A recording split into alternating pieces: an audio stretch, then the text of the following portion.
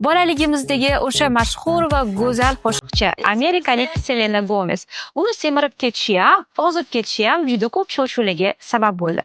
Selena Gomez'ni semirib ketishining eng asosiy sababi unda autoimmun kasallik bo'lgan va shu kasalligi sababli ichgan dorilari uni ishirib, semirib ketishiga sabab bo'ladi.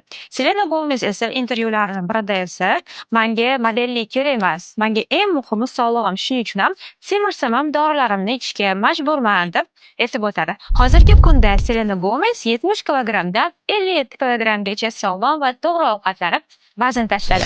Yana bir mashhur san'atkor Adele uni hamma taniydi va menimcha qo'shiqlarini sevib eshitmagan insonni o'zi bo'lmasa kerak. Adele esa 45 kilogram ortiqcha vazndan xalos bo'ldi. Adelni semirib ketish sababi uni ruhiy holati bo'lgan. Juda ko'p stressga tushganligi uchun ham ko'p ovqatlanib semirib ketishni boshlaydi.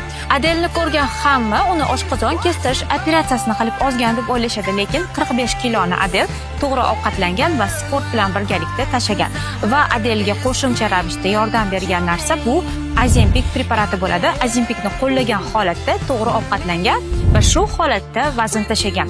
Juda ko'p ma'lumotlarni o'rganib chiqdim va Selena Gomez'ni ham, Adelni ham qo'llagan dietalari bir xil dieta ekan. Men esa bu dietani bir haftalik menyusini sizga tayyorlab qo'ydim. Menyularni bir haftalik rejasini olish uchun esa shunchaki kommentariyaga plus belgisini qoldiring.